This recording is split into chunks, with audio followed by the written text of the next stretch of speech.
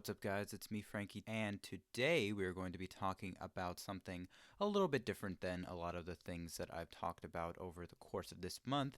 Today we are going to talk about why raccoons are underrated. We're going to start off with one of their nicknames, which is Trash Panda, and when you think of pandas, you often think of a large bumbling animal that can barely feed itself with what it consumes for its diet, and when you think of trash, you think of trash.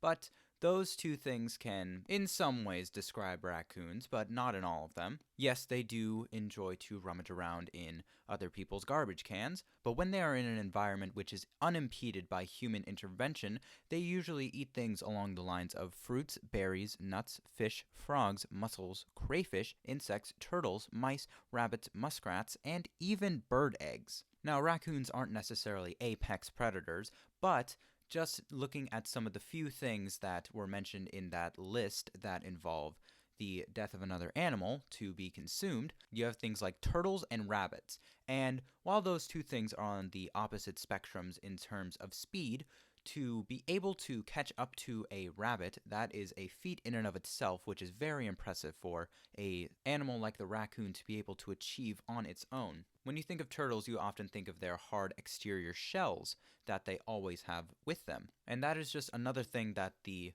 raccoon is able to overcome when it is in its natural habitat. Now, I don't think that raccoons necessarily need to be able to break a turtle shell in order to get to the meaty interior, but in order to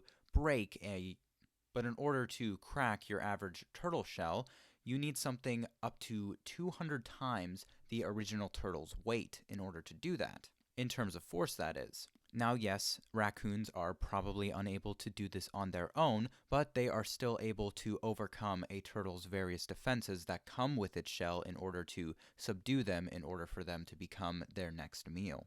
And yes, there are some dangers when it comes to interacting with raccoons in a one-on-one basis, as we've seen with the well-known movie Elf, where Will Ferrell's character, Buddy, gets attacked by a wild raccoon on his way to New York.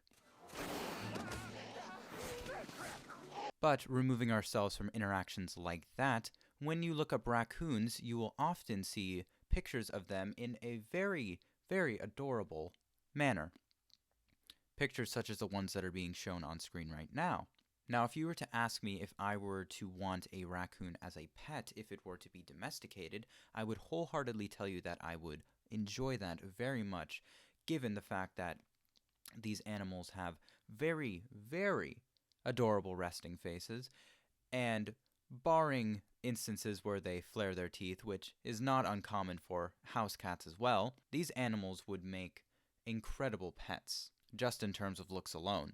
And again, let's just look at a few adorable pictures of raccoons while I still have your attention. I mean, come on. Look at these cute little guys. Now, am I necessarily advocating for you to try and capture one of these wild animals? No, I wouldn't say that. But if someone were to somehow domesticate these wonderful creatures of nature, I would be one of the first people to request one for myself, because at the end of the day, there is no other animal that comes close to matching the raccoon in terms of its ferocity, ferociousness, friendly-looking faces. I'm going to be honest, I kind of ran out of F-words to describe raccoons, but at the end of the day, these would make amazing pets if they were to become domesticated.